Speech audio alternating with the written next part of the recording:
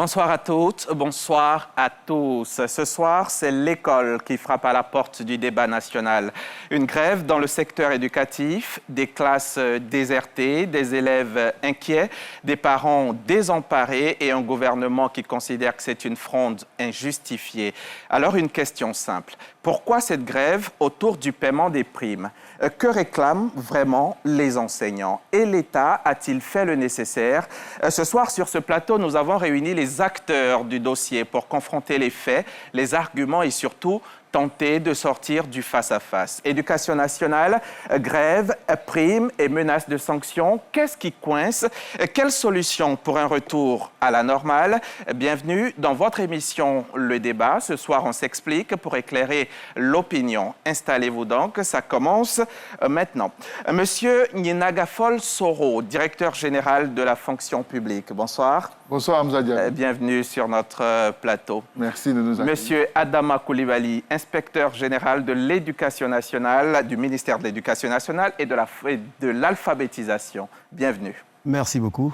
Et puis, nous avons David Bliblé et Alain-Charles Cla. Merci d'avoir répondu à notre invitation. Merci. Je rappelle que vous êtes les porte-parole de l'intersyndicale ISMENA, METFPA, et c'est vous qui portez cette grève. Et face à vous, nous avons le secrétaire général national du CINESI, c'est M. Ekun Kwasi. Bonsoir. Bonsoir, monsieur. Bienvenue sur notre plateau. Merci. Merci donc à tous d'être là. Je rappelle que Ekun Kwasi fait partie du syndicat qui, lui, n'épouse pas du tout cette grève. Merci donc à tous d'avoir pu répondre à notre invitation ce soir. Les téléspectateurs pourront également vous poser des questions. Ils n'auront qu'à scanner le code QR qui va s'afficher au bas de l'écran. Et puis, nous, on va démarrer tout de suite. On va planter le décor avec ce reportage signé Tao F. Boué. Depuis le 3 avril 2025, une grève perturbe l'enseignement public au niveau du primaire, du secondaire général et technique. Ces mouvements sont déclenchés par l'intersyndicale du ministère de l'Éducation nationale et de l'alphabétisation et celle de l'enseignement technique, de la formation professionnelle et de l'apprentissage. Elles exigent d'une part l'octroi d'une prime d'incitation au personnel du secteur éducation-formation, une chose qui pour elles devait être acquise à la date du 27 février 2025, selon un moratoire convenu entre les partenaires sociaux et le gouvernement, et d'autre part le respect de leur liberté syndicale. Face à ces mouvements, le gouvernement réagit. À travers un communiqué, la ministre d'État, ministre de la fonction publique et de la modernisation de l'administration, qualifie ce mouvement de grève d'illégal et d'inopportun. Le ministère en a profité pour rappeler les acquis obtenus lors de la deuxième trêve sociale, entre autres la prime exceptionnelle de fin d'année, dite prime ado, la revalorisation de l'indemnité de transport. Le gouvernement souligne en outre toutes les mesures prises pour régler cette situation, à savoir la création en novembre 2023 d'un comité consultatif de la fonction publique, de l'adoption d'une feuille de route 2024-2025, d'un chronogramme de travail, de la mise sur pied d'un comité d'experts pour discuter de la question. Les syndicats ont tout de même reconduit leur mot d'ordre pour les 7 et 8 avril 2025. Merci beaucoup, Tao Eve Boué. Merci bien. Monsieur Koulibaly, Adama Koulibaly, inspecteur général au ministère de l'Éducation nationale. Alors, décrivez-nous la situation. Qu'est-ce qu'on vit en ce moment? Ce que nous vivons en ce moment est une situation inédite, une situation qui dérange, une situation qui est inopportune.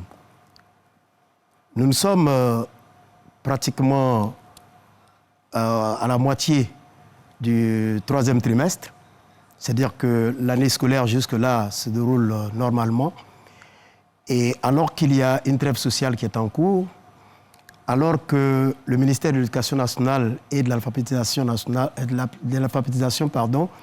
a toujours ouvert, à travers donc le professeur Mariatou Koné, ses bras à nos partenaires, qu'elle a même reçus encore aujourd'hui, alors que rien ne présageait qu'il y ait des nuages en l'air, nous sommes donc surpris de constater que nos partenaires, sans nous consulter, décident donc d'aller à la grève, laissant en rade nos enfants qui ont besoin, n'est-ce pas, d'éducation, qui ont besoin de construire, n'est-ce pas, leur avenir.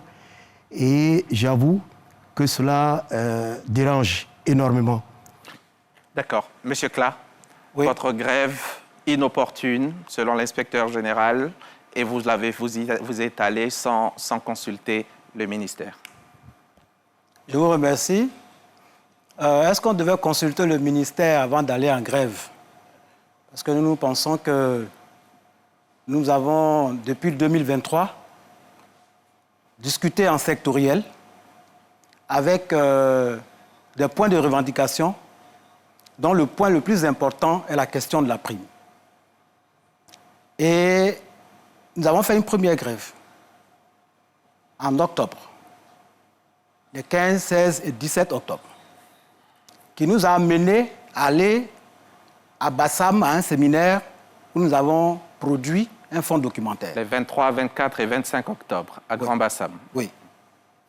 Et donc, depuis ce temps, nous attendions du gouvernement, à travers le ministère de la fonction publique, l'examination de notre revendication principale, la question de la prime. Les promesses nous ont été faites.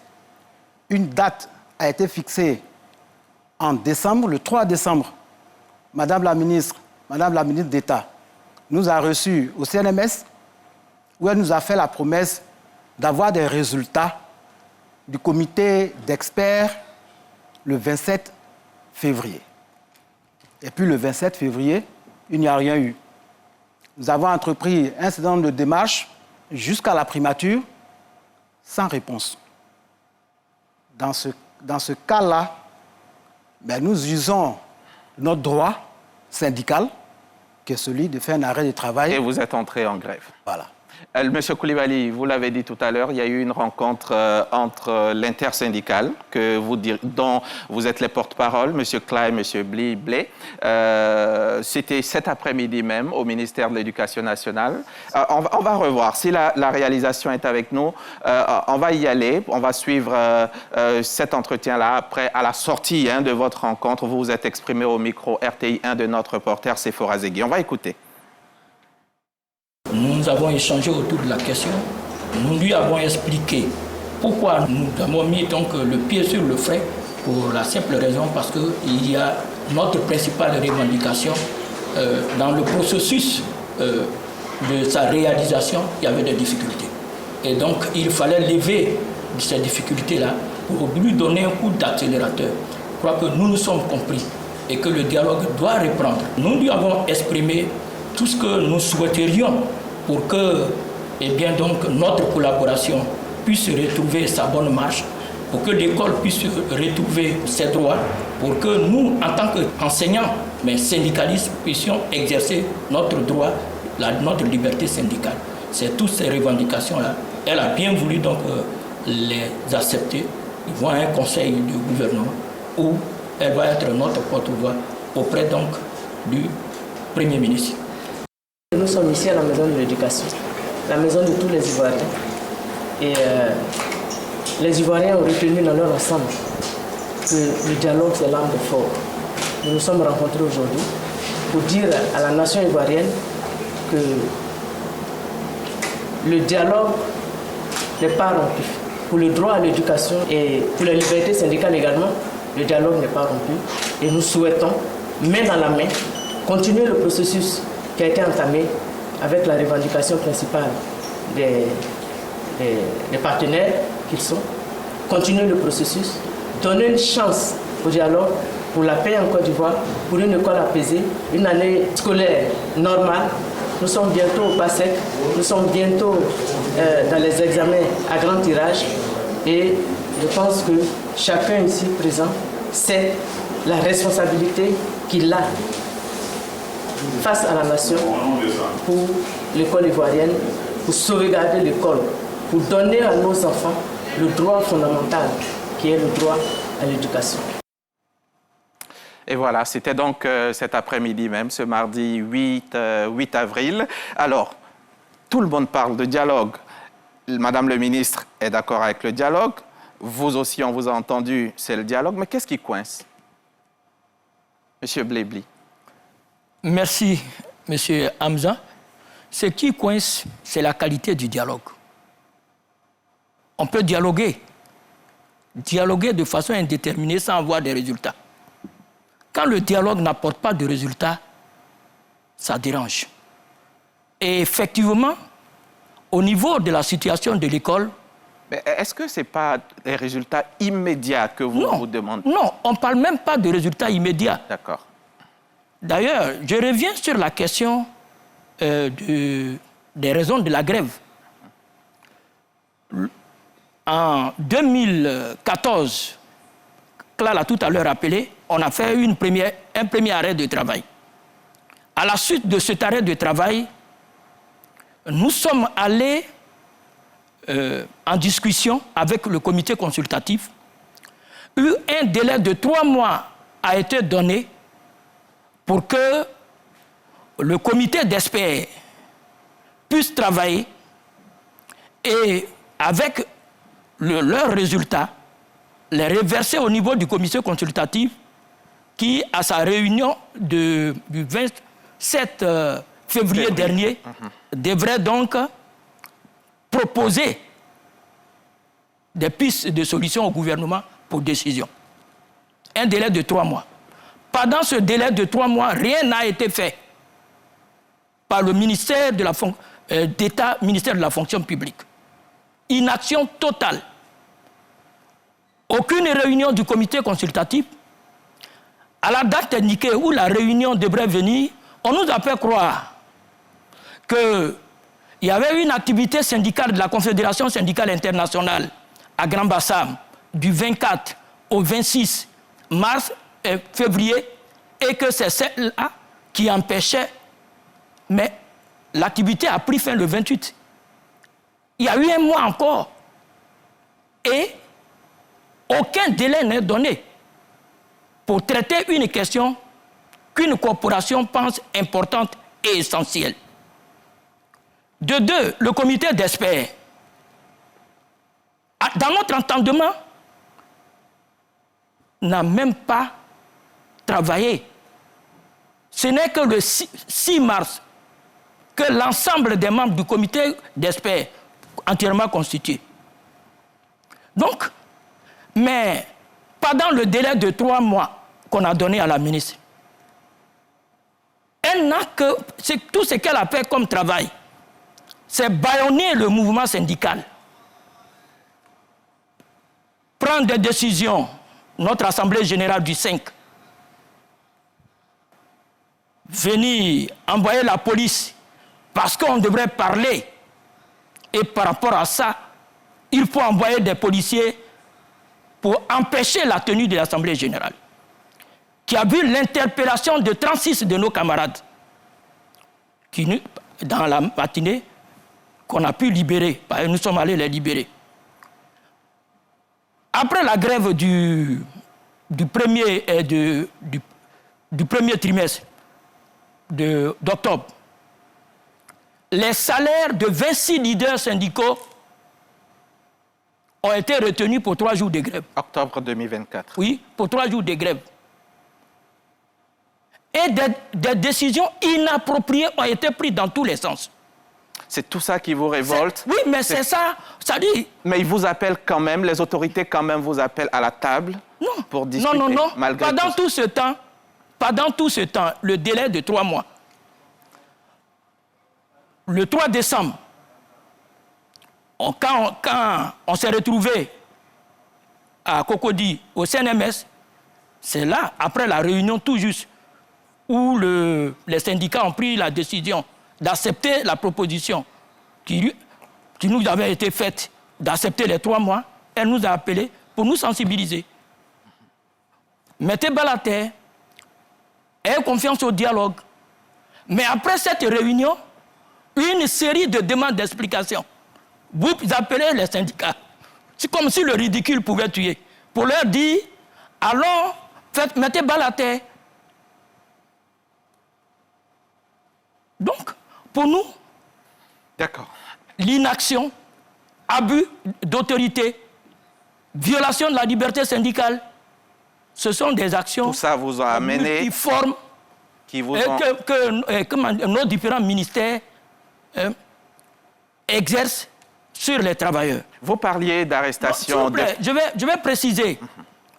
On entend le plus souvent dire, oui, le président de la République a voulu qu'on fasse du dialogue un instrument de gouvernance. Mais c'est plutôt le bâillonnement du mouvement syndical qui est fait comme instrument de gouvernance. Parce que leur communiqué qu'ils viennent de produire... le communiqué de vendredi... Le communiqué de lundi dernier pour dire que ceux qui ne viennent pas, qu'ils sont démissionnaires, comme si c'était les premiers qui venaient à la fonction, comme si c'était le premier ministre, le premier ministère de la fonction publique qui se créait. C'est-à-dire, avant eux, c'est comme si les ministères de la fonction publique n'ont jamais existé. Voilà le directeur général Soro Nyagafon. Il y a où on a fait 1 mois de grève. On a fait 14 jours de grève. On a discuté pour qu'on puisse trouver. D'accord. Mais eux, c'est pas ça. Vous parliez tout à l'heure d'arrestation de quelques-uns de vos collaborateurs. Vous-même, on croit à savoir que vous avez été brièvement interpellé aujourd'hui. Racontez-nous les circonstances. Non, pas brièvement interpellé, j'ai été interpellé vivement d'ailleurs. Oui, mais parce que, vous avez été relaxé. Oui, et regardez le chemin de notre interpellation. Depuis hier, il y a certains ministres qui assurent une médiation pour qu'on puisse retrouver la table de discussion avec notre ministère de tutelle. Pour qu'on puisse... Et au moment où on est en train d'échanger, depuis 7 heures, on est entré en dialogue avec ces médiateurs. Vers 10 heures, on s'est retrouvés au ministère de l'Éducation nationale.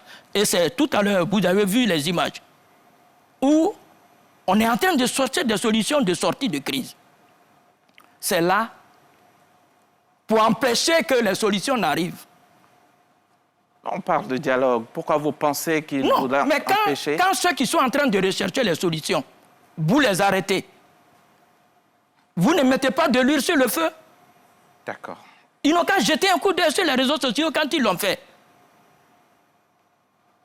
Non, nous voulons condamner cette manière de faire. C'est une manière qui n'est pas correcte. Monsieur le directeur général de la fonction publique, oui, la trêve sociale signée en 2022 est encore en vigueur. Oui. Alors, est-ce que ce qui se passe en ce moment est considéré par conséquent comme inopportune, illégale, pas à faire? Oui, merci beaucoup, monsieur Hamza. Et je voudrais, au moment où je prends la parole pour la première fois dans cette émission de débat, au nom de madame le ministre d'État, ministre de la fonction publique et de la modernisation de l'administration, relever les éléments de langage de M. Blibli David qui ne me paraissent pas conformes à l'esprit de ce que lui-même demande, l'esprit du dialogue, l'esprit de l'apaisement. Il ne peut pas dire, soutenir que madame le ministre d'État Anne Désiré Oloto bâillonne ou brime les syndicalistes.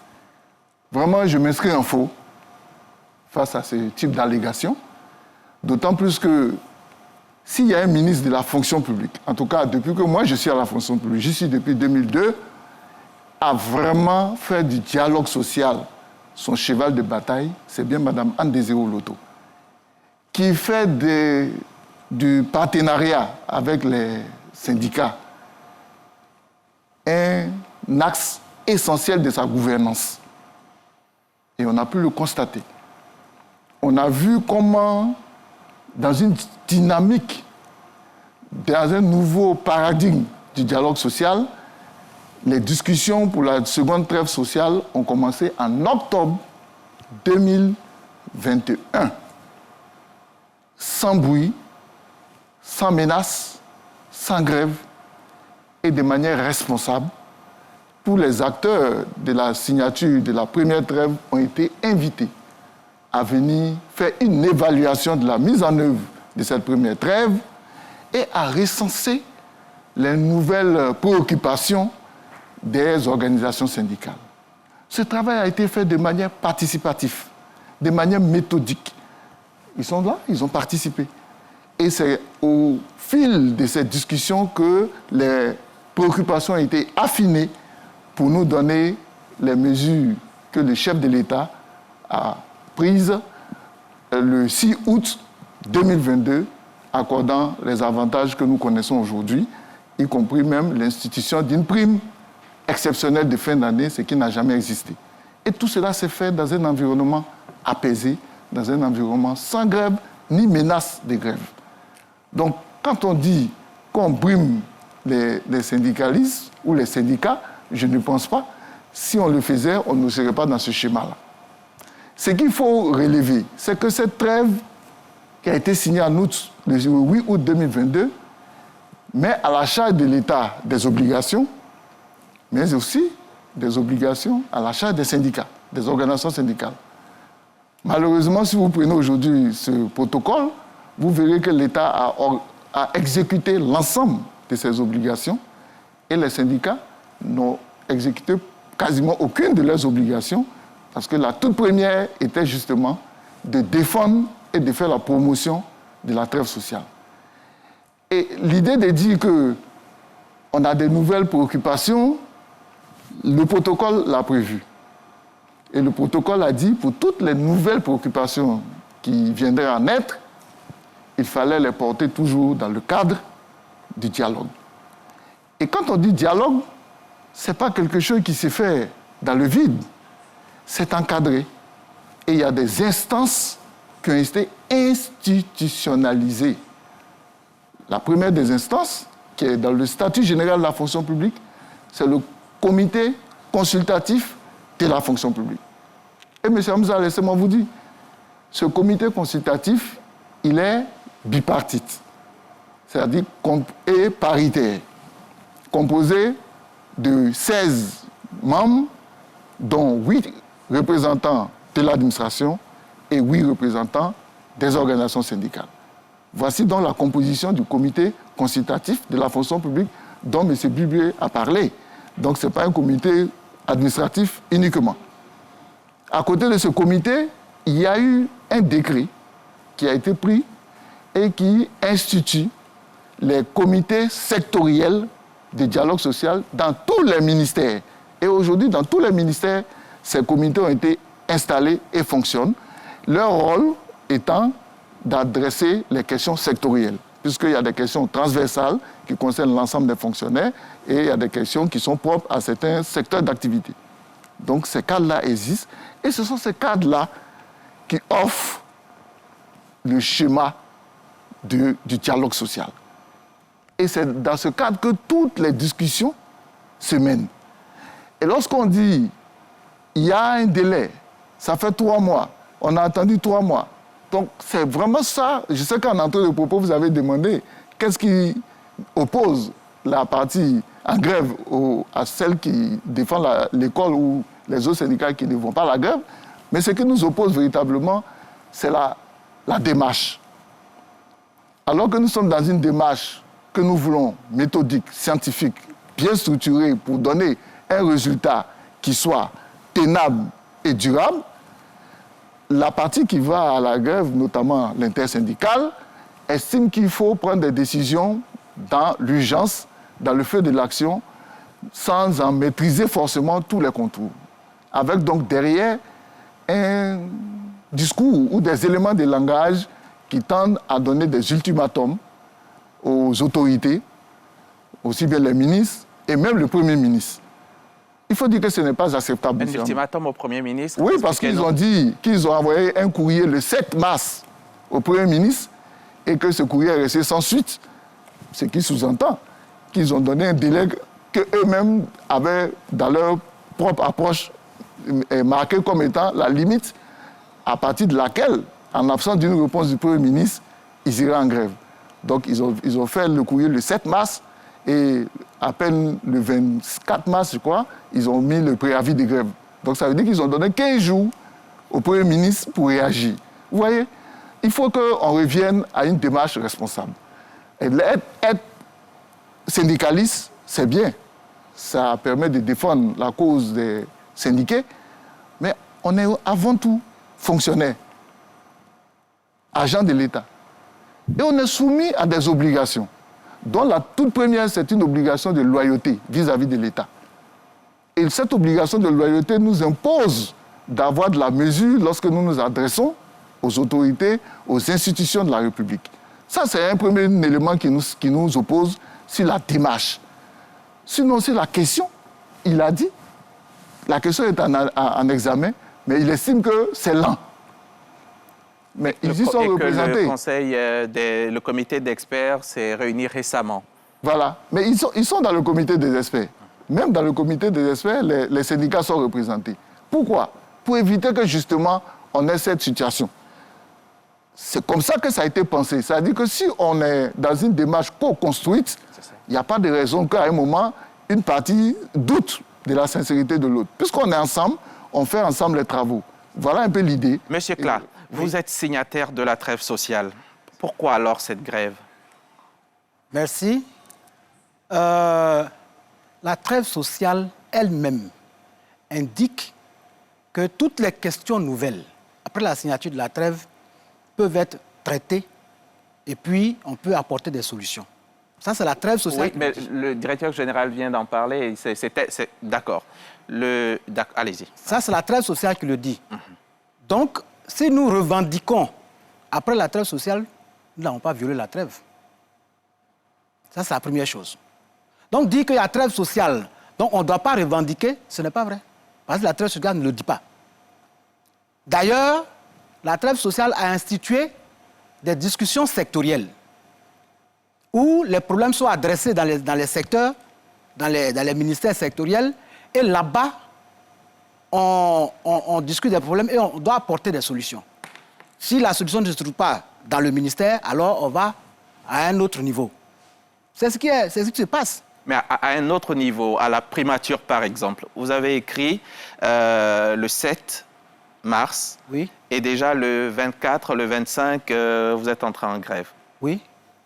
Selon le directeur général, ça peut être considéré comme un ultimatum au chef du gouvernement. Bon, moi, la question que j'allais poser, c'est quoi le délai?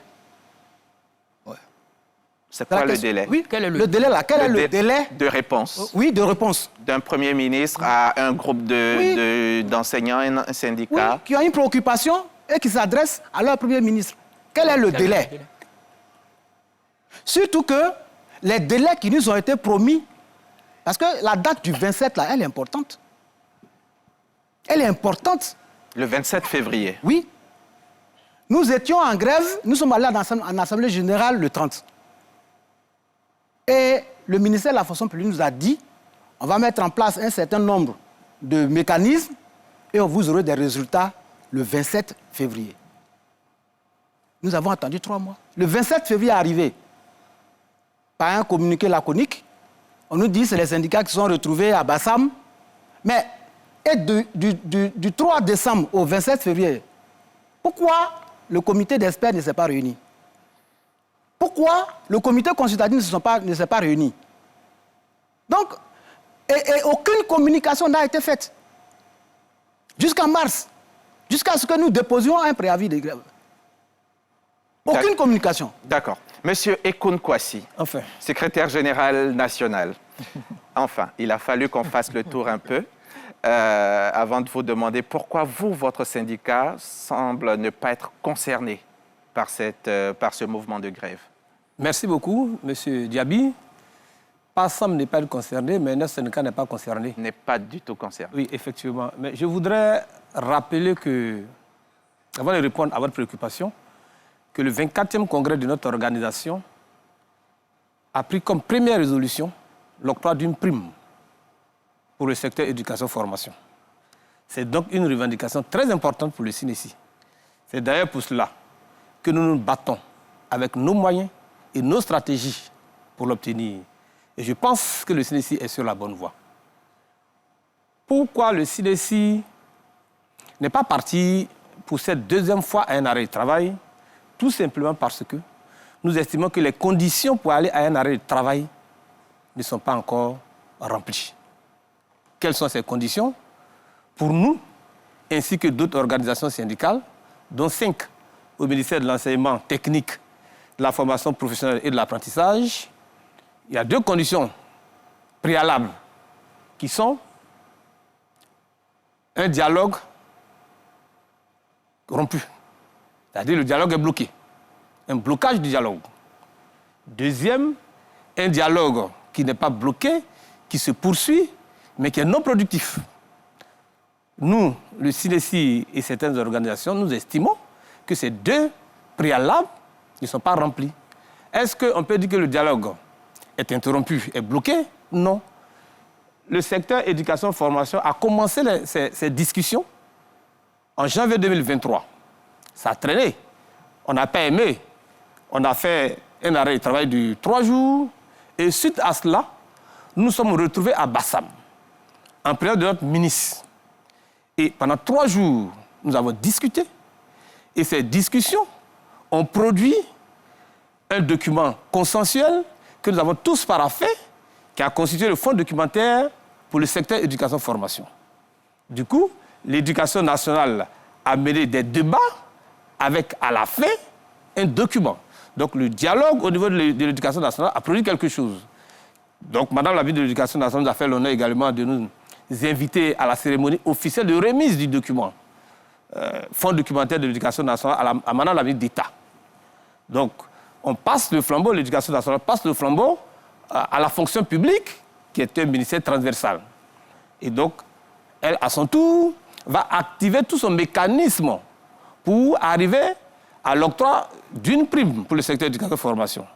Mais il faut aussi dire que là-bas, il traite aussi toute question qui concerne l'ensemble des autres ministères, au total 17, qui n'ont pas aussi de primes. Donc, les mécanismes mis en place, c'est quoi? Il y a le conseil consultatif qui a été institué par décret présidentiel. Donc, elle est la présidente, et donc, elle va organiser des réunions. Elle a organisé des rencontres. 2 rencontres ont eu lieu. Et ces rencontres aussi ont abouti à la mise en place d'un comité d'experts. Je pense que c'est une cellule technique qui est chargée d'instruire le comité consultatif. Donc, le comité d'experts est mis en place et ce comité d'experts, effectivement, travaille parce que nous avons 2 amis syndicalistes qui sont dans ce comité d'experts. Il s'agit du camarade Soro Mamadou et du camarade Zadi Nyanyam. Moi, je prends des informations auprès de ces camarades pour voir à chaque fois comment les choses évoluent au niveau du comité d'experts. Les réunions se tiennent de façon hebdomadaire.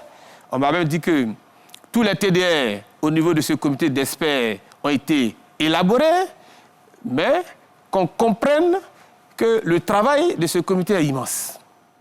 Parce qu'il s'agit désormais de régler une question de prime dans sa globalité. Il ne s'agit pas, ce comité n'est pas mis à la disposition uniquement du ministère de l'Éducation nationale pour traiter la question unique concernant la prime pour le secteur de l'éducation-formation. Mieux, le comité a le devoir de nous produire des conclusions durables. Parce que nous n'allons pas accepter qu'on nous donne des montants, premier trimestre payé, second trimestre payé, et puis par la suite, la machine commence à s'enrhumer, on commence à avoir des arrêts. Donc, on nous demande... Déjà, M. Ekoun, pour que nul n'en ignore, on va essayer de définir les primes. Ça revient, prime. On parle de combien, là, prime? Les primes. Oui. Qu'est-ce que vous réclamez, chers enseignants? Monsieur Bly, qu'est-ce que vous réclamez? Vos primes, c'est quoi le montant? Les primes, ça s'élève à combien? Les montants varient de 150 000 à 400 000. De primes mensuelles? Mensuelles, selon les grades. Et les grades, parfois, selon les emplois. Par exemple, nous, dans notre proposition qu'on a faite, oui, au ministère d'État, ministère de la fonction publique, le fonds documentaire qu'on a donné, catégorie D, c'est 150 000 par mois. Et payable sur 3 mois? Sur 3 mois. D'accord. Catégorie C, 200 000, payable par mois, Oui. par mois, payable sur 3 mois. Catégorie B, 250 000. Grade A3, 300 000. A4 et A5, 350 000. A5 et A6, A7, 400 000. 400 000. Mais je voudrais dire... Avant de revenir à vous, monsieur... que ces primes D'accord. ne représentent pour certaines primes dont on parle dans les régies que le 10e. D'accord. D'accord. Monsieur le directeur général, Des montants. est-ce que vous avez évalué si jamais ces primes devaient leur être accordées, à combien ça pourrait s'élever au total, les caisses de l'État? Oui, à la différence de la situation actuelle, lors de leur précédente grève de octobre 2024, il n'y avait pas du tout de documentation sur leurs prétentions, sur le montant. Mais vous l'avez signalé, lors de l'atelier qu'ils ont eu à faire en interne avec leur tutelle, le ministère de l'Éducation nationale et de l'alphabétisation, les 24, 25 ou 26 octobre, si ma mémoire est bonne, ils ont fait un travail, ils ont chiffré à partir donc de ces montants demandés, et on était à 440 milliards. Par 440 milliards de francs an. Sur la base de cette prétention qu'il vient d'indiquer, ça faisait 440 milliards par an. D'accord. Voilà.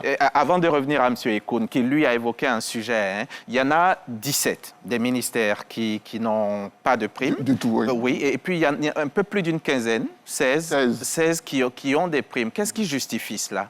Non, effectivement, ça c'est l'état des lieux. Et c'est l'une des difficultés du travail que le comité d'experts doit mener. Parce qu'il faut faire l'état des lieux. Et les 16 même qui ont des primes, ce n'est pas les mêmes primes. C'est variable et c'est vraiment pas homogène. Ce qui justifie ça, c'est que les bases, aussi bien réglementaires que on va dire, financières, varient d'un cas à un autre. Donc, selon les moyens de certaines structures qui, ce qu'on appelle les recettes de services, prennent une quote-part sur ces recettes de services et intéressent leurs agents, les motivent. Dans d'autres cas, c'est une subvention qui vient du budget de l'État et qui permet donc de rétribuer ou d'inciter les agents. Donc vous voyez que ce n'est pas le même niveau, la source n'étant pas la même, ce n'est pas le même niveau effectivement de rétribution. Monsieur Ekoun, je vous ai interrompu, il fallait qu'on puisse éclaircir les primes. Allez-y, vous nous expliquez pourquoi vous ne faites pas partie de Effectivement, cette donc j'étais en train de dire que le dialogue Encore 30 initié, secondes. Hein. Le dialogue initié se poursuit. Le dialogue se poursuit avec, pour nous, des résultats par la mise en place du comité. Ils se réunissent. Donc aujourd'hui, le travail technique est au niveau du comité d'experts.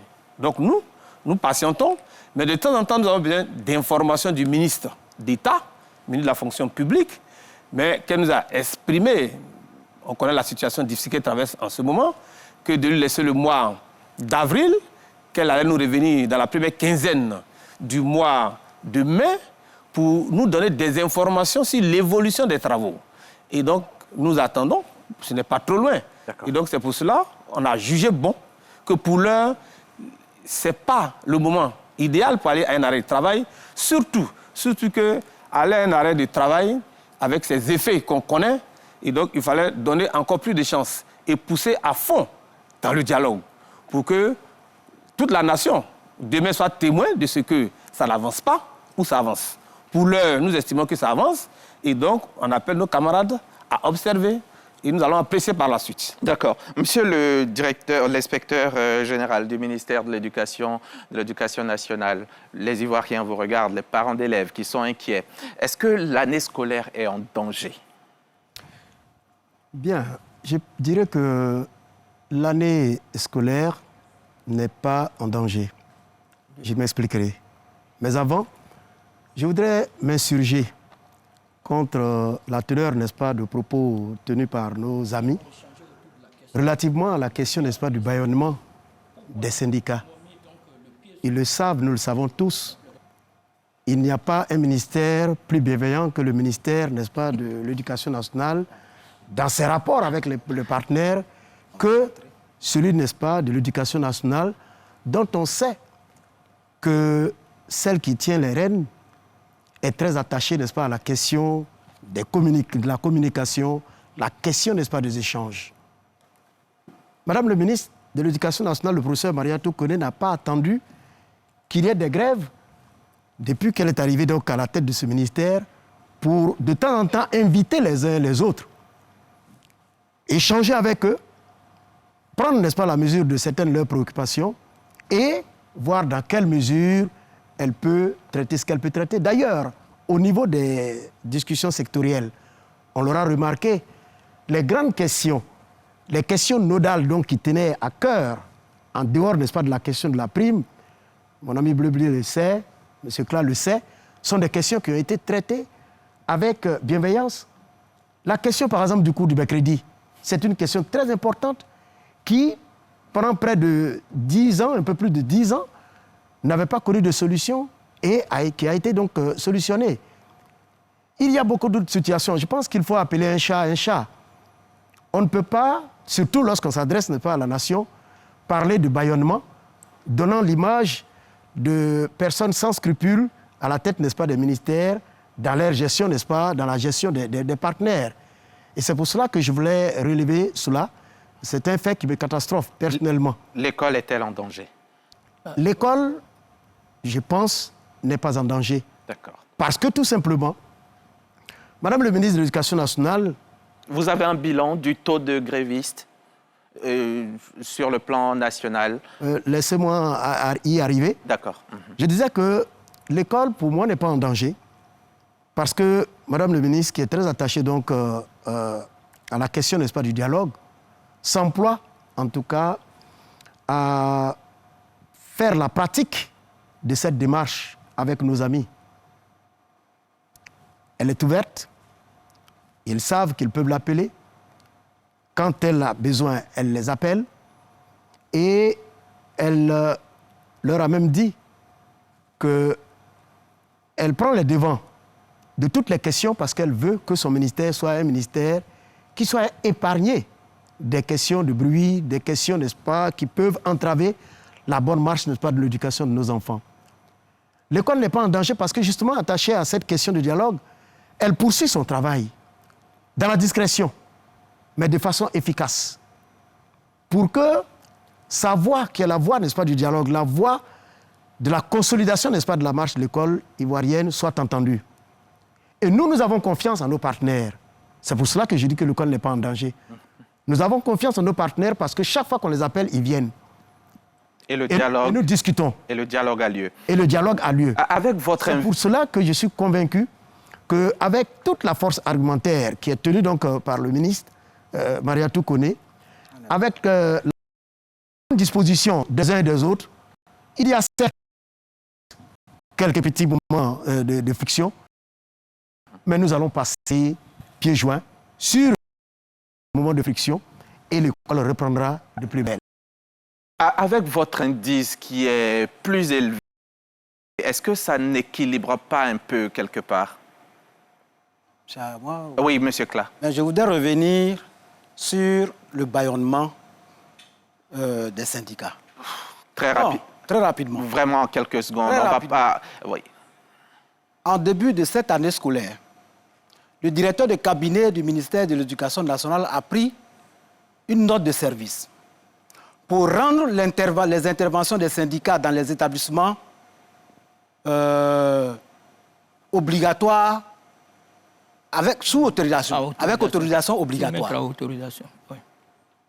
C'est-à-dire que les activités syndicales, qui sont des activités qui sont libres, on a pris une note de service pour dire, désormais, si vous voulez exercer vos activités syndicales, vous devez avoir une autorisation préalable. Or, la règle, ce n'est pas l'autorisation préalable, c'est l'information préalable.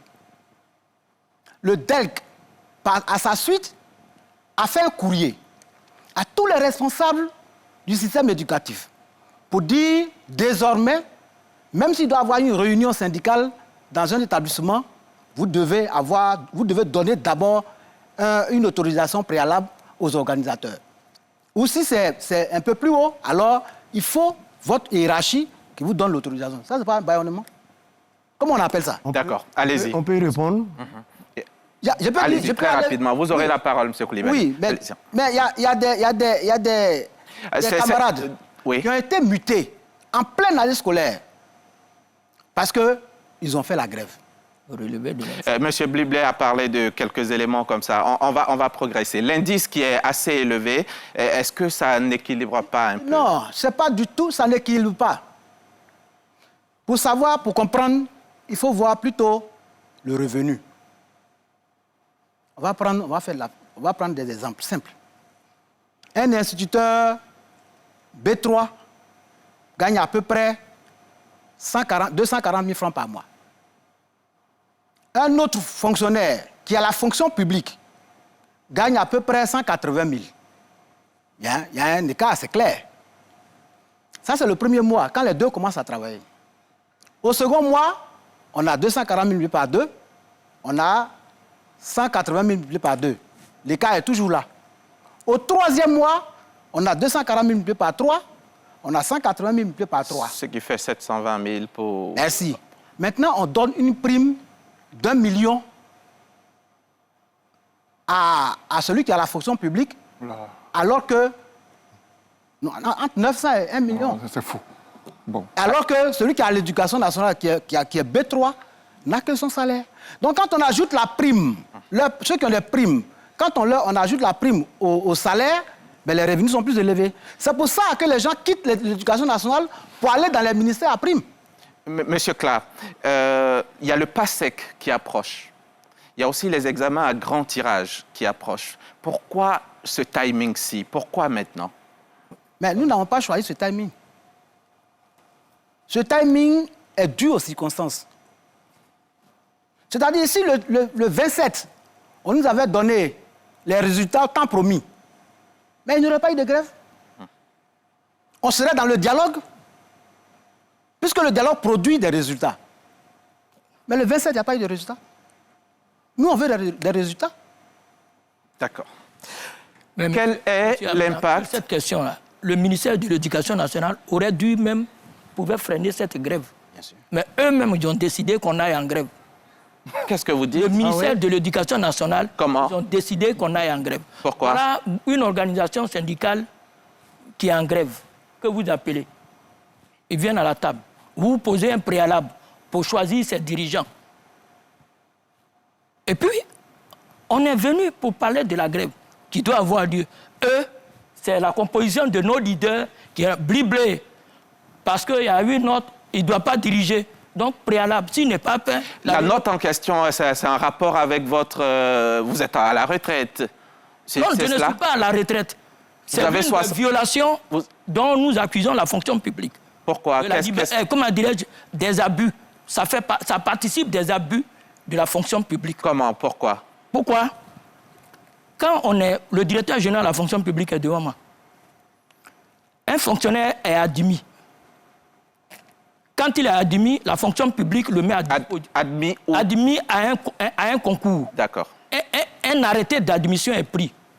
La fonction publique le met à la disposition d'un ministère. Il y a un document. Le ministère l'affecte à un poste. Il prend fonction à ce poste. Une attestation de présence arrêtée est prise. Du moins, attestation de présence. Ces documents vont au ministère de la fonction publique qui valide quand les éléments sont là. Les miens arrivent parce que je suis à la tête d'un mouvement syndical. On ne valide pas. J'écris. Mais vous n'avez pas atteint l'âge de la retraite. Oui, parce que dans le nouvel emploi, il me reste encore 5 ans. Dans le nouvel emploi, voilà, dans le nouvel emploi. Donc, il ne valide pas ma prise de service. Donc, je fais un recours hiérarchique. Est-ce que vous êtes seul dans ce cas? Je suis seul sur 36 personnes. Sur 36? Sur 36 qui sont dans la même situation. Les 35 autres, pour eux, c'est validé. Vous n'êtes pas plus âgé? Non, il y a même, je suis même moins âgé que parmi les 36 là. D'accord. Il y a des 63. D'accord. Quel est l'impact de la grève sur les populations? Comment les élèves et leurs parents vivent cette crise? Siaka Kone, notre reporter, est allé leur poser la question dans les rues d'Abidjan. Moi, je crois que ça nous pénalise beaucoup parce que nous, on va passer en classe supérieure. Bon, 3e, moi, ils sont 4e. Normalement, on doit s'entraîner. Nous voulons que l'État paie nos professeurs bien pour que nous puissions faire les cours. Ça ne nous arrange pas. Nous, on veut bien étudier pour suivre les cours. Nous sommes en classe d'examen. Nous demandons à l'État qu'ils s'entendent avec nos enseignants. Ça ne nous arrange pas, nous les parents. Parce que moi, j'ai des filles qui passent l'examen. La dernière fois, elles m'ont fait part que les professeurs vont gréver. En tout cas, nous ne sommes pas d'accord. Parce qu'on a mis tous nos fonds dans l'école et puis il y a cette grève-là. En tout cas, on n'est pas d'accord. C'est fatigant, c'est ennuyant. Ça fatigue non seulement les enfants, parce que c'est comme s'ils sont dans un élan de travail et puis on les arrête. Donc vraiment, le relancement sera un peu compliqué pour eux. Merci beaucoup. Ces propos ont donc été recueillis par Ève Boué. Monsieur le directeur général, quelles sont les conséquences immédiates de cette grève sur l'administration publique? Est-ce que vous avez chiffré même les pertes? Bien, Monsieur Hamza, avant de répondre à cette question, il faudrait quand même que je revienne sur ce qui a été dit avant l'élément, parce qu'il y a eu beaucoup de choses graves qui ont été dites et qui sont fausses et qui concourent à ce que j'ai dit, la manipulation des masses. Et je l'ai dit par ailleurs, ça récemment un discours démagogique. Et ce n'est pas bon. Ça veut dire que même si on a des prétentions, on a des doléances, même des revendications, il faut s'inscrire dans la vérité. Parce qu'après, on fait passer, et je ne veux pas dire malheureusement, c'est normal, les enseignants sont les plus nombreux de nos effectifs, puisque l'école est un peu partout, il faut avoir du personnel pour enseigner. Donc ils sont les plus nombreux dans la fonction publique.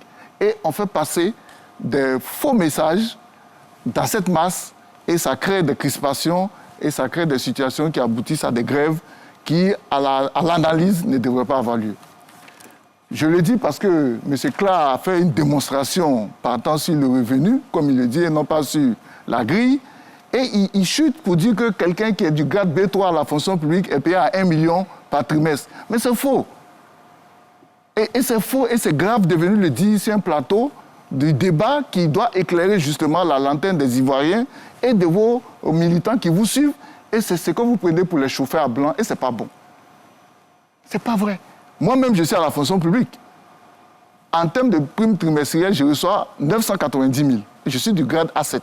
Je reçois 990 000 en trimestriel. Donc le B3, il ne reçoit même pas 600 000 francs en trimestriel. Donc venez dire qu'il reçoit 1 million, ce n'est pas vrai. Donc si on veut dire la vérité des chiffres, il faut y aller, franco. L'instituteur, aujourd'hui, avec la revalorisation de 2022, il n'est plus à 200, je ne sais plus combien il a dit, 200 combien, il a 300, il a 300 et quelques mille en brut. C'est son salaire. Voilà, donc il faut dire la vérité. Après, vous pouvez avoir des revendications, mais il faut dire la vérité. D'accord, les conséquences. Et ce n'est pas fini, puisqu'il y a encore une autre prise de parole qui a été faite par M. Bulblé, non interpellé sur sa situation personnelle, mais il a exposé sa situation personnelle. Je voudrais m'étonner que M. Bulblé le dise ainsi, et prétextant que cette mise à la retraite serait le fait de son statut de syndicaliste.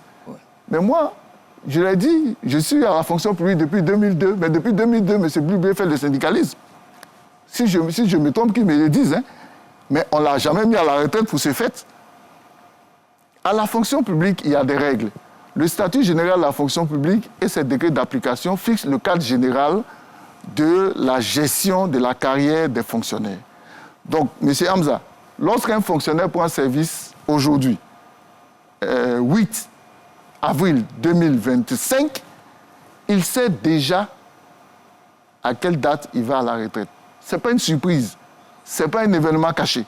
Et cela lui est notifié quotidiennement et à tout moment dans ce qu'on appelle l'espace fonctionnaire, qui est sa boîte de discussion avec la fonction publique. Donc il n'y a aucune surprise. Vous êtes né en une année donnée, vous êtes d'un grade inférieur au grade A4, vous allez à 60 ans.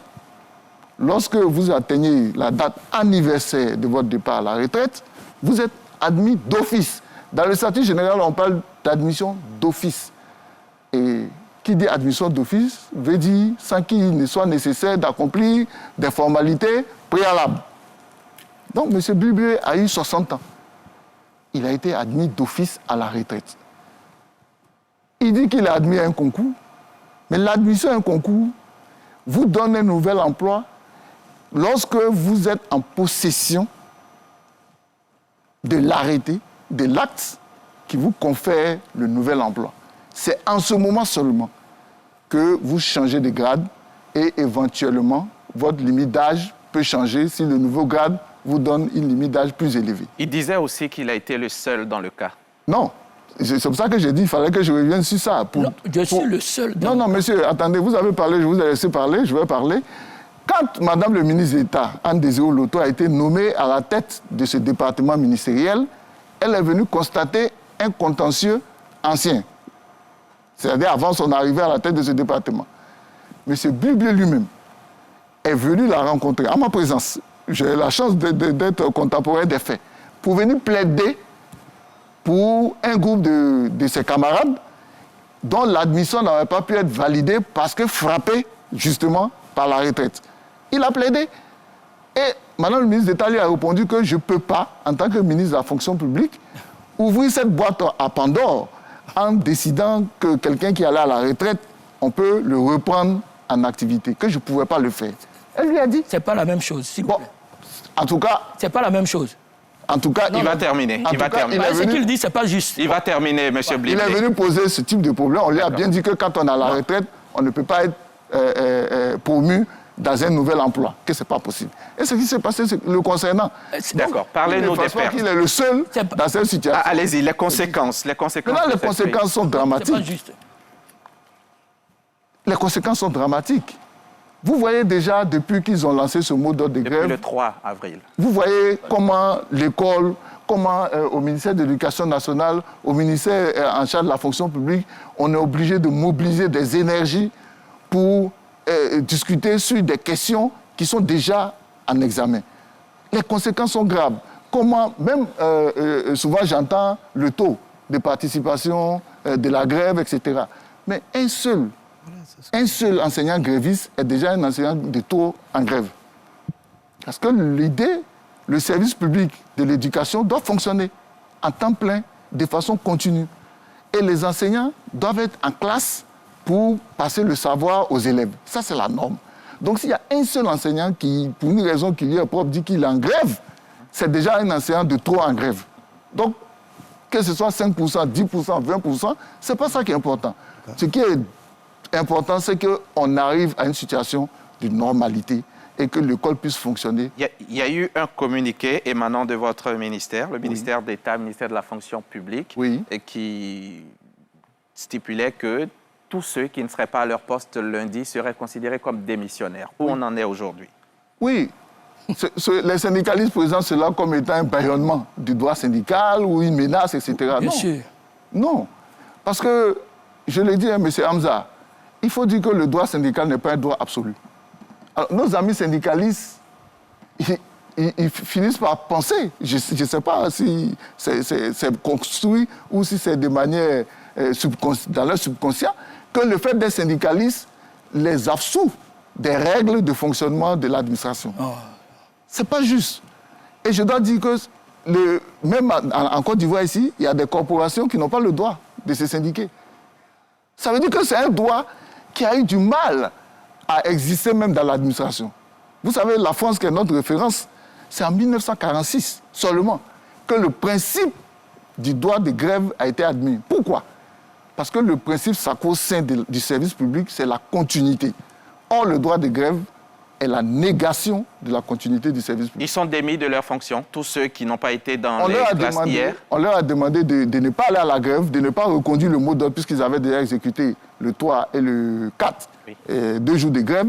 On leur a demandé de ne pas faire de grève les 7 et 8, puisqu'ils avaient demandé une reconduction, et qu'on leur a dit, s'ils le faisaient, ils seraient face à leurs responsabilités. Ils sont démis de leurs fonctions. On est en train de faire le point avec les services du ministère de l'Éducation nationale.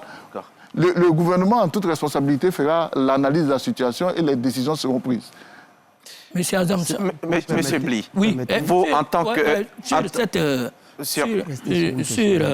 Sur cette question de l'appréciation de la liberté syndicale, je suis choqué que le directeur général de la fonction publique, qui est l'un des grands cadres de l'administration publique, puisse voir la liberté syndicale, l'exercice de la liberté syndicale comme une négation d'un service. C'est très grave ce qu'il dit. C'est pas ce qu'il a dit. Parce que ça participe d'abord du travail décent. La liberté syndicale. C'est-à-dire un travail. Dans le travail, la collaboration, le dialogue qui s'installe et qui permet la revendication doit être permise pour ne pas que l'exercice du pouvoir soit imposé comme autorité. Pour qu'on passe par le dialogue pour juguler les crises. C'est à cela l'activité syndicale invite. On prend un pan de la liberté syndicale qu'on analyse. Le leader syndical est celui qui privilégie le dialogue, mais un dialogue de qualité. Ici, tout ce qu'il a dit au plan structurel, oui, notre pays a les éléments, la fonction publique au plan structurel, il y a un comité de dialogue qu'on a installé, mais pour que ce comité de dialogue, le comité consultatif du moins, qui a été installé en 2024, pour qu'il soit installé, il aurait fallu notre grève de 15-16 octobre pour installer le comité consultatif. Pour que le comité d'experts puisse être installé totalement, notre Assemblée générale bâillonnée, pour faire le point, vous nous donnez des délais librement choisis. Vous ne faites rien pendant ces délais. Et puis vous venez, moi, quand généralement je suis en face des responsables de l'administration, je les comprends. Hein. Ils viennent défendre des grandes théories de banc parce que c'est les personnalités qui les ont envoyées et c'est les grands schémas. Ici, on parle des questions pratiques. On parle là des questions pratiques. Pourquoi on est en grève? La fonction publique nous a donné 3 mois, elle n'a rien fait. Le comité d'experts n'existait pas. Il vient d'être activé à partir de 6 mars 2025. C'est là qu'il a été activé. Donc, moi je pense. Apparemment, vous n'avez pas les mêmes informations. M. Ekoun disait que de façon hebdomadaire... Ekoun sait que pendant 3 mois, ce que je suis en train de dire là, même le directeur général qui est assis, sait que depuis 3 mois, les 3 mois qu'on a donnés, ils n'ont rien fait. Ce qu'ils ont fait, c'est suspendre, c'est aller sanctionner, aller prendre des arrêts. Ils n'ont vraiment rien fait pendant les 3 mois. Et c'est pourquoi ils ont empêché la tenue de notre Assemblée générale. Et vous voyez, comme nous sommes en train de faire, quand nous sommes en train de faire cette grève, est-ce que la grève est un droit? Demandez au directeur général de la fonction publique. Oui, je peux ou pas. Alors si c'est un droit, pourquoi c'est vu de façon négative? Comment la Côte d'Ivoire, les législateurs peuvent s'asseoir pour prendre un élément qu'on prend négatif et puis l'incorporer dans la démarche? Sur la question du Premier ministre, c'est nos personnalités, on les respecte. Mais malheureusement, notre code, le statut général de la fonction publique, ne fixe pas de délai. En France, il y a des délais. Quand vous voulez faire tel acte, on vous donne, vous devez faire 6 jours, 1 semaine, 2 semaines. Mais ici, il n'y a pas de délai. Quand il n'y a pas de délai, c'est à laisser à l'appréciation. Donc, il ne faut pas qu'il nous impose son appréciation. D'un courrier qu'on doit envoyer au Premier ministre, oui, nous, s'il y avait un délai, on peut nous opposer que vous n'avez pas respecté le délai, comme c'est le cas de la grève. D'accord, M. Bly. Vous vouliez parler, M. Ekoun. Oui, tout à l'heure, M. Bly a dit que je sais que pendant les 3 mois, ils n'ont rien fait. Ce que je voudrais dire, M. le directeur général de la fonction publique a dit un élément qui est très important. Il est capital de donner les informations et de dire la vérité à nos enseignants. C'est important. Le comité consultatif qui a été mis a donné son programme de travail, c'est chaque 3 mois. Moi, je n'ai pas vu ou appris que le 27, ils allaient produire les conclusions de l'octroi ou non d'une prime. Non. Il est signataire de... Le 27 février, c'est sur demande des organisations syndicales que la réunion n'a pas pu se tenir parce qu'occupée par une activité importante d'ordre mondial à Bassam. Cette cérémonie a été sous l'ouverture, avec la présence effective à l'ouverture, à la présence effective de M. le Premier ministre. Donc c'était une activité importante. Ce sont les camarades syndicalistes qui se sont réunis. Parce qu'il faut aussi qu'on a des amis qui sont là-bas. Il faut qu'on aille vers eux pour qu'on sache pourquoi la fonction publique produit un communiqué. C'est vrai, la veille. La veille. Mais moi, je suis allé m'informer. C'est les syndicats qui sont réunis pour demander à Madame la ministre d'État de reporter la réunion. Ce n'est pas la fonction publique. Et donc, si la réunion n'a pas pu se tenir, parce que nous, les syndicalistes, on était occupés, quand on s'est réunis, ils sont là, je leur ai dit, allons-y avec un courrier à Madame la ministre d'État pour lui dire, nous avons fini notre activité de Bassam et qu'on souhaite, comme nous sommes maintenant disponibles, que les activités de ce comité soient relancées. Ils ont dit non, on a fini avec Madame la ministre d'État, il faut maintenant écrire au Premier ministre. Ils l'ont dit.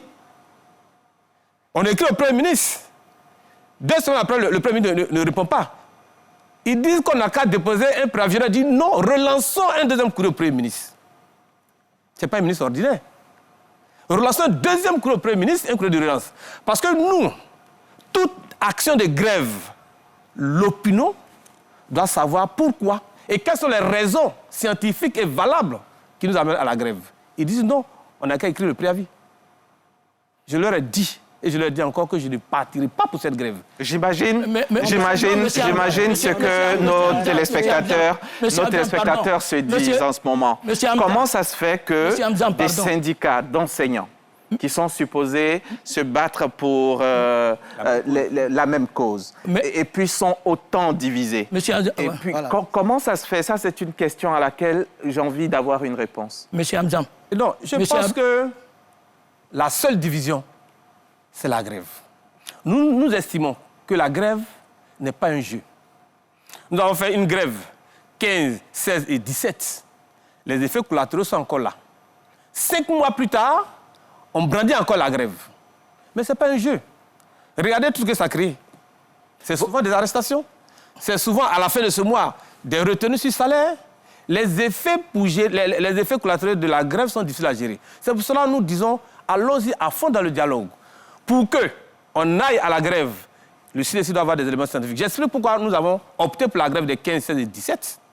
Je l'ai dit, les discussions ont démarré en janvier 2023. Janvier 2024, rien. Jusqu'en octobre 2024, on a estimé qu'on peut se présenter devant la nation pour dire en face le pouvoir en train de tourner en bourrique. D'accord. Quelles sont ces discussions qui n'arrivent jamais et qui ne finissent jamais? On va terminer avec vous cet axe. Oui. Allez-y. Nous avons dit que les comités sont installés, qu'on leur donne le temps de travailler, patientons, parce que c'est un travail où les conclusions devront être durables. Allez-y, monsieur Clark. Oui, merci.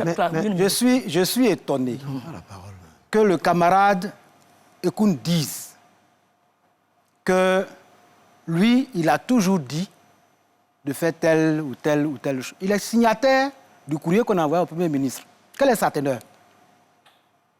Je peux répondre? Quelle est la teneur du courrier qu'on a envoyé au Premier ministre? Je vais répondre. En train de personnaliser le Je vais répondre. Dans le courrier qu'on a envoyé au Premier ministre, on dénonçait déjà la lenteur du processus. Et on lui demandait de prendre le dossier en main. Pourquoi il a signé ce courrier? Il aurait pu dire, ah non, moi je pense que ça se passe bien. Comme lui, il est dans les secrets des dieux. Il sait ce qui se passe au comité consultatif. Il aurait pu dire, non, moi je ne signe pas ça. Parce que moi je sais que le comité consultatif travaille, on a dénoncé que le comité consultatif ne travaille pas. Dans le courrier. Pourtant, il a signé ce courrier. Monsieur Bly, 20 secondes. Oui, c'est que je veux dire, au niveau du... Ekoun vient de dire, non, au niveau du... On n'a jamais donné un délai de 3 mois par rapport à ça. Moi, je suis membre du comité consultatif. Lui ne l'est pas. Monsieur le directeur général est membre du comité consultatif. Là-bas, on a donné un délai. C'est pas vrai. Pour que le comité d'experts puisse travailler. Et le 27 dont il est question, le 27, ils ne peuvent pas le reconnaître. C'est leur manière de faire. Non. Monsieur le directeur général, monsieur Bliblé. Non, je retire ça. Je retire ça. D'accord. Je retire ça. On vous retire même la parole un moment, monsieur Bliblé. Allez-y, monsieur le directeur général. Je m'inscris encore en faux. Non, mais je n'ai pas fini. On va revenir à vous, le temps que vous arrêtiez de sortir des mots. Non, laissez. Monsieur le directeur général, allez-y. Il faut que je finisse ça, s'il vous plaît. Allez-y. Ce que je suis en train de dire. Au niveau du comité consultatif, on a donné un délai de... On a discuté du délai à l'intérieur du comité. Et puis, on s'est accordé sur 3 mois. Nous, sur la base des 3 mois, j'ai même demandé à Madame la ministre d'État de me donner des éléments pour que je puisse tenir l'Assemblée générale du 28 novembre. Et c'est sur cette base-là que j'ai tenu l'AG.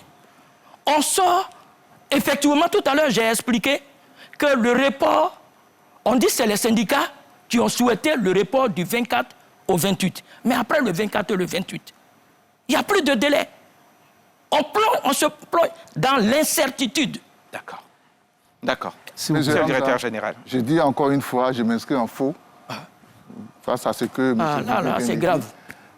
Il a dit lui-même, nous sommes tous membres de ce comité consultatif. Et donc, il n'est pas bienséant de venir déformer ce qui a été dit. Ce qui a été dit, c'est que lorsque le comité consultatif a été mis en place, il s'est réuni à sa première réunion et il a travaillé sur, on va dire, son chronogramme, son programme de travail. Et il s'est donné, et il n'en parle pas, il s'est donné juin comme date probable pour produire des conclusions. Mais il s'est dit, on va faire ce qu'on appelle un rapport d'étape. Et c'est là qu'ils ont donné 3 mois qui tombaient au 27 février. C'était un rapport d'étape. Ce n'était pas dit qu'à cette date, on allait donner un résultat, mais on allait faire on allait faire une évaluation pour voir comment les travaux avancent et puis ajuster éventuellement. Ce qui est normal, puisqu'on travaille sur une matière nouvelle, c'est la prétention, la demande des primes, mais on commence à travailler, il faut qu'on voit comment les travaux avancent. Mais on s'est dit, d'ici juin, on devrait pouvoir arriver à quelque chose. Mais au 27 février, c'était pour faire un rapport d'étape.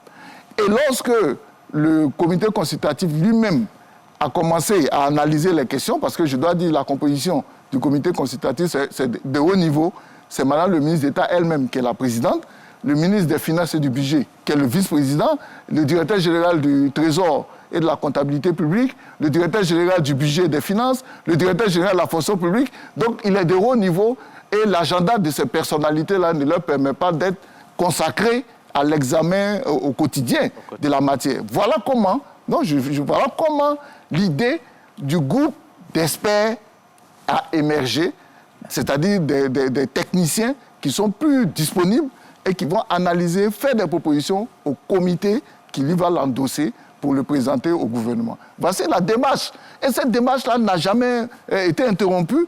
Et c'est cette démarche que nous suivons. Et c'est ce que M. Ekoun rappelle avec force.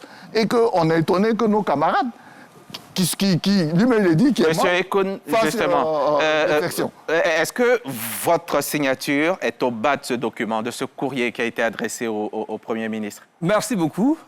En quelques 30 secondes, oui. M. Ekoun. Non, je vais répondre, même si la question ne m'est pas posée, j'allais répondre aux camarades. Là, quand j'ai vu le contenu du courrier du Premier ministre, j'ai appelé mes services et moi, on a rédigé un autre courrier. J'ai vu que le contenu n'était pas bon. Je l'ai déposé sur la plateforme. Ils n'ont pas jugé bon de l'utiliser. Maintenant, comment ça se passe? On a déjà des signatures déjà dans la base de données. Donc, quand tu n'es pas là, on t'appelle, on prend la signature et on scanne. Sinon, le courrier du Premier ministre, ils le savent, je l'ai réécrit et je l'ai déposé sur la plateforme. Est-ce que quand votre signature a été utilisée, on va dire, sans votre accord, est-ce que vous l'avez dénoncé? Non. Pas que ce n'est pas un bon accord. Mais là n'était pas le problème. Le problème, s'il te plaît, le problème, c'est le courrier qui est passé sur le Premier ministre, j'ai dénoncé le contenu, j'ai fait un courrier. Si vous fouillez la plateforme dans laquelle j'étais, vous m'avez enlevé, on va voir le courrier que le CDC a proposé, qui n'a pas été utilisé. Mais il n'a pas été adopté. C'est celui qui a été adopté qu'on a envoyé. Non, on n'a pas adopté. Vous avez dit de faire des propositions. Et j'ai dit que je n'étais pas d'accord avec le contenu et j'ai réécrit un courrier. Vous avez dit de faire des propositions. On ne l'a pas adopté. Vous n'avez pas signé. Pardon? Celui qu'on a adopté là, tu l'as signé. Mais ça que là, non, vous l'avez, je sais. Ça, c'est pas le problème. Ma signature y est apposée. Ben, bien sûr. Mais c'est un courrier au Premier ministre. D'accord, très rapidement. Non, c'est le préavis que j'ai refusé de signer. Il n'a pas signé. Mais là, il n'y a pas de problème. Oui, il n'a pas signé. Monsieur Koulibaly, quelles sont les mesures? On va finir cet axe avec vous. Quelles sont les mesures avant les mesures, D'accord. permettez-moi de revenir sur de deux faits affirmés, n'est-ce pas, à la fois par M. Kla et Blibli. Très rapidement. Sur le bâillement des libertés syndicales. Ils affirment que par le courrier, n'est-ce pas, du directeur du cabinet, par le courrier du directeur des lycées et collèges, on leur interdit d'avoir accès, on demande forcément que cela soit soumis à autorisation. Oui. Je voudrais prendre la nation à témoin. L'éducation nationale, vous le savez tous autant que moi, est un secteur tellement sensible que c'est avec beaucoup de prudence qu'il faut traiter toutes les questions qui y sont. Nous avons, M. Hamza Diaby, 105 syndicats au ministère de l'Éducation nationale, dont 85 pour le public et 15, n'est-ce pas, pour le privé. 20 alors. Si vous laissez... 20 pour le... Voilà, 20, pardon, voilà. Si vous laissez à leur guise la possibilité, n'est-ce pas, d'aller à ces nombreux syndicats, d'intervenir comme ils veulent, à quelle heure ils veulent, vous mettez en danger, vous mettez en péril, n'est-ce pas, le programme d'éducation des enfants. Pourquoi ? Au niveau du primaire, ils le savent autant que moi. Les programmes, les emplois du temps sont tellement pleins qu'il n'y a pas de plage de rattrapage. Au niveau du secondaire, ils le savent également. Certes, il y a des heures creuses, mais il n'y a pas de salle de classe pour rattraper. Alors, si plusieurs syndicats décident au même moment d'aller dans des établissements, c'est forcément la suspension des cours pendant tout le temps, pendant toute la durée des choses. On n'a jamais dit qu'on interdit aux gens d'aller. On veut simplement être informé pour prendre des dispositions. Quelles mesures? D'accord. Et en la matière, les choses sont claires. Vous êtes syndicaliste, vous voulez aller dans un secteur, laissez le temps aux personnes d'organiser votre arrivée. Et c'est ce que nous demandons tout simplement. La crise, M. Koulibaly. Oui. Laissez-moi dire. De deux, il parle d'affectation abusive. Lorsque vous vous rendez compte que dans certains établissements, dans des disciplines bien précises, il n'y a pas d'enseignants, je dis il n'y a pas d'enseignants du tout.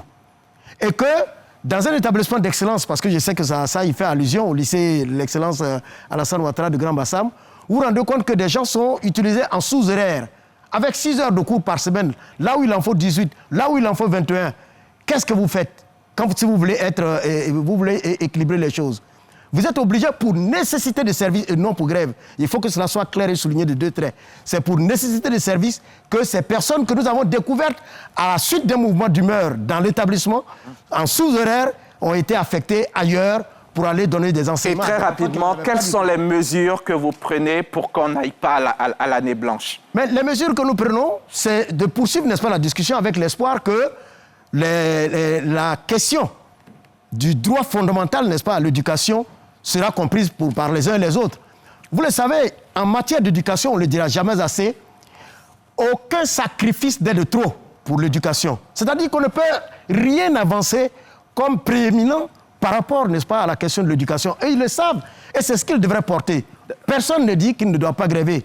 Nous disons tout simplement que lorsque l'avenir de la Côte d'Ivoire est engagé à travers, n'est-ce pas, la question du passé, qui est le programme d'analyse des systèmes éducatifs, c'est un enjeu national et international. Ce qui veut dire pour tout le monde que la Côte d'Ivoire va faire l'objet d'une évaluation internationale. C'est ce qui est le passé. Et les premières évaluations en 2014-2019 ont démontré que nos élèves avaient de grandes lacunes dans les matières fondamentales, notamment la lecture, l'écriture, le calcul.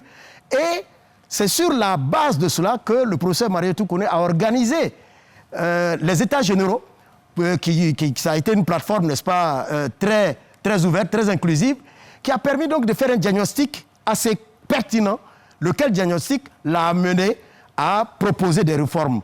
Au moment même où nous exécutons ces réformes, ce n'est pas vraiment le moment, quand le PASEC doit venir les évaluer, qu'il faut, n'est-ce pas, aller en grève.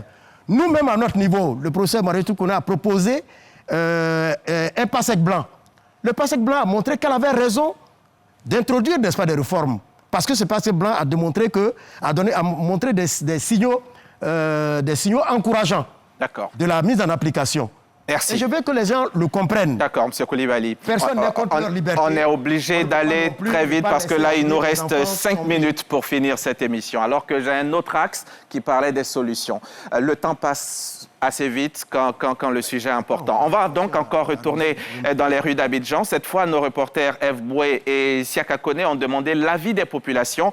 Quelles solutions proposent-elles pour un retour à la normale? Tour d'horizon de quelques réactions. La solution que moi je préconise, qu'on écoute les enseignants, même ce qu'ils ont demandé. Si on ne peut pas tout donner, au moins la moitié de ce qu'ils demandent, mais il faut le dialogue, pas la force. C'est quand même déplorable qu'on puisse en arriver là, mais je pense que l'État et les enseignants doivent s'asseoir pour pouvoir discuter, pour pouvoir trouver un terrain d'entente. Il faut que l'État vraiment puisse dire franchement qu'est-ce qu'il peut faire et puis mettre ça sur la table. Nous sommes dans un pays de dialogue, je pense qu'ils pourront partager la poire en deux et puis trouver ce qui est bon pour l'école ivoirienne. Monsieur Kla, Monsieur Bliblé, les cours reprennent quand? Aucun sacrifice n'est de trop pour l'éducation. C'est monsieur l'inspecteur général, coordonnateur général qui vient de le dire. Oui. La prime est un sacrifice. Si l'éducation compte, la prime est un sacrifice. Monsieur Bliblé, quelle solution de sortie de crise? C'est le dialogue. C'est le dialogue de qualité. Un dialogue de qualité où, quand on tombe d'accord sur un certain nombre d'engagements et qu'on honore ces engagements, même quand on a des problèmes, on porte ça à la connaissance des gens pour avancer harmonieusement. Parce que la société est dynamique. On peut prendre un engagement et puis rencontrer des difficultés sur la route. Mais là, on fait comprendre à son partenaire que j'ai des difficultés là. Donc nous sommes des Ivoiriens. Notre cœur bat pour la Côte d'Ivoire. Et donc aujourd'hui, nous sommes en train de travailler à ce que l'école reprenne. Jusqu'où êtes-vous prêt à aller dans cette lutte? Jusqu'où nous sommes prêts à... Vous êtes prêt à aller jusqu'où? Non. Pour nous, nous sommes là où nous pouvons aller le plus. C'est un arrêt de travail, un syndicaliste. Là, ce qu'il peut faire le plus, c'est de faire un arrêt de travail. Mais la durée... Après l'arrêt de travail, il cherche à retrouver le dialogue. Il y a toujours... Et quand vos questions sont de qualité, des gens... Aujourd'hui, beaucoup de médiateurs sont venus nous voir pour qu'ensemble, auprès du gouvernement, on puisse s'entendre. Et je crois que nous sommes sur la bonne voie. Donc, pour moi, si... On est déjà en train de travailler dans ce sens depuis le matin avec le ministère de l'Éducation nationale. On a près de 500 questions sur le code QR. C'est tellement important, l'école en Côte d'Ivoire. Il y a eu une question, l'impact de la grève ici à San Pedro. Ça, c'est Ouattara qui le dit. Les lycées et collèges publics n'ont pas travaillé. Et aujourd'hui, les élèves d'un lycée sont allés déloger les collèges privés aux alentours. Pourquoi? Qu'est-ce qui explique cela? Pourquoi les élèves sont allés déloger? Du public sont allés déloger les autres, du privé. Vous êtes au courant? Vous savez que ça se fait? Non, oui, on voit ça. On voit ça quand il y a des mouvements. Mais ça, c'est au niveau des élèves que ça se fait. Tout simplement, les élèves, en le disant, on voit ça sur les médias, oui. Ils disent généralement qu'eux, ils ne sont pas en train de partir à l'école, les autres ne doivent pas partir. Et c'est pourquoi nous disons, nous qui avons accepté d'aller en grève, on privilégie le dialogue. Quel rôle vous comptez jouer dans la résolution de la crise? Je pense que ça se trouve dans le dialogue. Il faut que Votre rôle? Oui, mais dans le dialogue. Un dialogue de qualité. Je leur dis qu'il faut qu'ils reviennent à la table des discussions. D'accord. Poser les problèmes dans la confiance, dans la patience, pour que, ils puissent être rassurés. Donc, je souhaite que le ministère de la fonction publique, le ministère d'État de la fonction publique, encore leur tendre le bâton de la levée ou bien de la suspension de leur mot d'ordre de grève pour que, on aille à l'apaisement. Vous aussi, M. Coulibaly, le dialogue. Oui, le dialogue. Et je dirais que tant que notre ministre que nous connaissons, la championne, n'est-ce pas, de l'excellence, de la richesse de l'excellence pour l'école, aura du souffle, elle aura toujours ses portes ouvertes. Ce matin est une preuve. Je profite de l'occasion pour dire à M. Blibli, qui dit que c'est le ministère de l'Éducation nationale qui a provoqué, n'est-ce pas, la grève, parce qu'on les a convoqués sans les recevoir, qu'il faut qu'il appelle un chat un chat. M. Blibli sait que par rapport à son statut de retraité, nous avons reçu, n'est-ce pas, de la fonction publique, une lettre qui nous indique qu'il n'avait plus d'activité à mener à l'intérieur, n'est-ce pas, du ministère de l'Éducation nationale. D'accord. Et quand nous avons invité les organisations, la sienne n'avait pas eu, n'est-ce pas, de courrier. Mais il est venu malgré tout. Et vous l'avez reçu? Nous avons simplement dit que nous ne pouvons pas, par rapport à une disposition qui nous empêche de vous recevoir, est-ce que vous pourriez vous retirer simplement pour nous laisser discuter? Et donc, il ne faut pas venir sur un plateau dire que l'éducation... Le temps presse, voilà, M. Coulibaly, et on va terminer avec le directeur général de la fonction publique. Est-ce que l'État, Monsieur le directeur général, est-ce que l'État, M. Coulibaly, est-ce que Monsieur le directeur général, l'État peut quand même envisager, selon vous, un paiement échelonné ou une revalorisation progressive des primes? Est-ce que c'est possible? de respecter les règles. Mais M. Hamza, c'est ce que Madame le ministre d'État s'évertue d'expliquer depuis. Qu'elle, en tant que ministre, elle ne peut pas aller au gouvernement et devant le président de la République sans avoir quelque chose de scientifique. Parce que même si le ministre de la fonction publique, Madame le ministre d'État, est bienveillante et aime bien ses fonctionnaires, elle n'a pas la bourse. Donc même si elle est d'accord dans l'absolu, il faudrait bien aller voir le ministre des Finances et du Budget pour voir la soutenabilité de ce qui est dit. Donc c'est un processus qui ne peut pas se faire à coup de menaces, de grèves, de prise d'otage de l'école, parce que c'est un secteur sensible. Il faut que nos camarades qui sont dans les syndicats grévistes reviennent à la raison, reviennent à l'apaisement et qu'on travaille tranquillement à trouver une solution à leurs problèmes. Syndicats en grève, pas grévistes. Syndicats en grève? En grève. Oui, d'accord. C'est péjoratif. D'accord. Non, c'était pas pour vous. D'accord. Bon, syndicats, grévistes, syndicats en grève. Notre rôle n'est pas de gréver. Grévistes. Autour de la table et qu'ensemble, on trouve des solutions à leurs revendications. Une grève. Et à leurs revendications, qui au-delà des questions de primes, comme je dis, c'est une question d'amélioration des conditions de vie et de travail. Une problématique qui est au cœur de l'action du gouvernement de la République de Côte d'Ivoire. Donc on ne peut pas se braquer quand on veut améliorer ces conditions de vie et de travail. Merci. Il faut rentrer dans le plaidoyer. C'est ce que je peux dire. Merci, Monsieur le directeur général. Une grève, c'est donc toujours un cri. Mais qui entend ce cri? On l'aura compris, la question de l'éducation en Côte d'Ivoire dépasse les murs de l'école. Elle interroge nos priorités nationales et notre capacité collective à bâtir un avenir apaisé pour la jeunesse. Ce soir, chacun a parlé. À l'État maintenant de décider. L'école est notre avenir commun. Ce n'est pas un champ de bataille, c'est un temple qu'on doit protéger. Merci à chacun de vous d'avoir pris part à ce débat. Quant à vous, chers téléspectateurs, les meilleurs débats, vous le savez, c'est ici. À très vite sur la chaîne qui rassemble. Je trouve que c'est fini trop vite.